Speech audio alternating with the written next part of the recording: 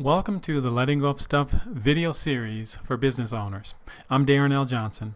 This and many other videos for developing your business and or board of directors are available along with other business resources at darrenljohnson.com.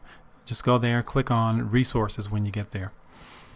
In less than 10 minutes, I'm going to provide you with a clear understanding of what is a vision statement. And if you think you don't need one, think again, because you do, and I'll prove it to you during this less than 10-minute video.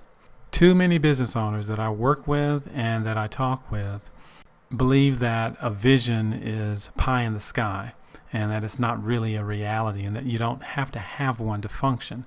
But in coaching owners and boards of directors, I find that if they don't have an envisioned future for their business, or whether it's a profit or a non-profit organization, if they don't have an envisioned future, that they end up sort of at some point or another being stuck in a rut. And it's like driving across country without a map and with no destination in mind. You know, it can be fun and invigorating, but at some point you're going to need to determine how much fuel, how much food, how much clothing, and what your mileage is going to be in order for you to get to whatever destination you choose along the way. And so if you don't have a destination, then you could spend all of your resources and money just maintaining the drive. And that's what happens with business owners, is they are on the road and they use their resources to stay on the road. And as soon as they run out of resources and money, they get stuck on the road. So what is a vision statement? It's a picture of your company in the future. And it usually answers the question, where do we want to go? What you're doing when creating a vision is articulating your dreams and hopes for your business.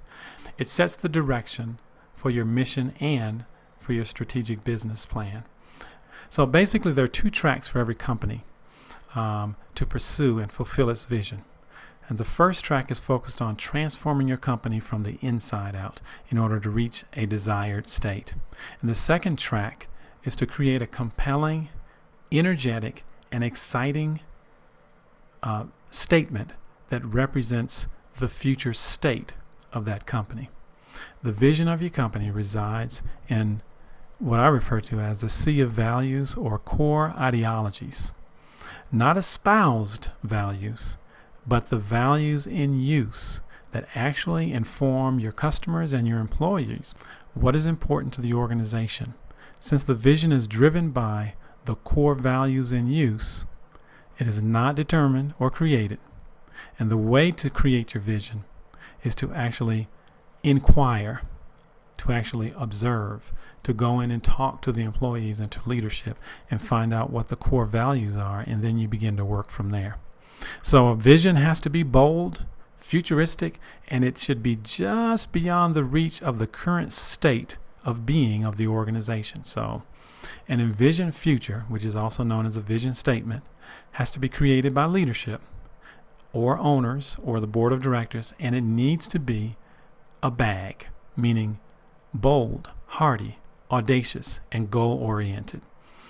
It has to be clear, should be tangible, should be energizing, and it should rally the employees and the customers, and it should also be the impetus behind the strategies for the organization creating action towards its success.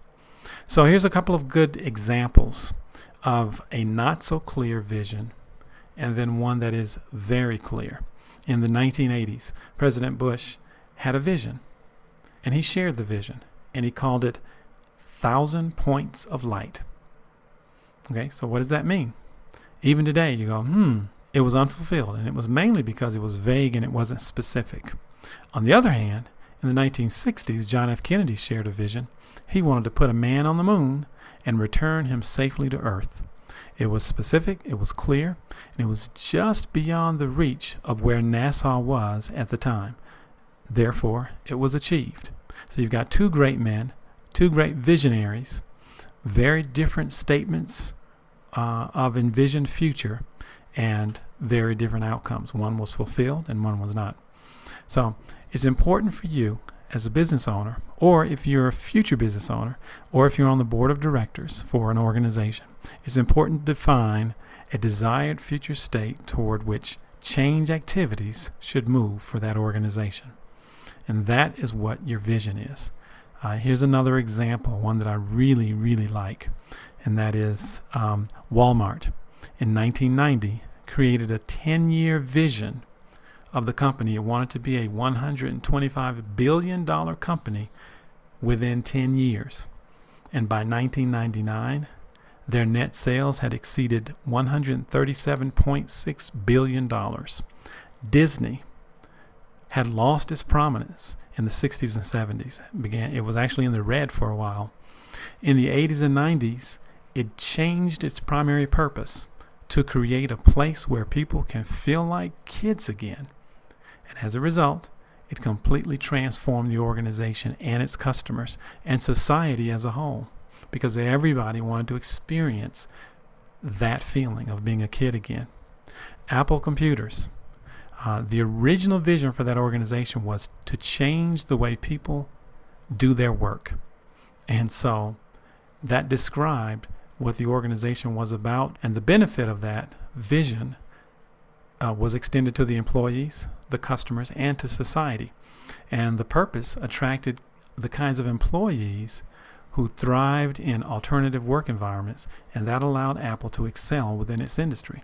The main difference between a vision and a mission are as follows. A vision statement begins not at today, but at some point in the future, even though it's written in present tense form.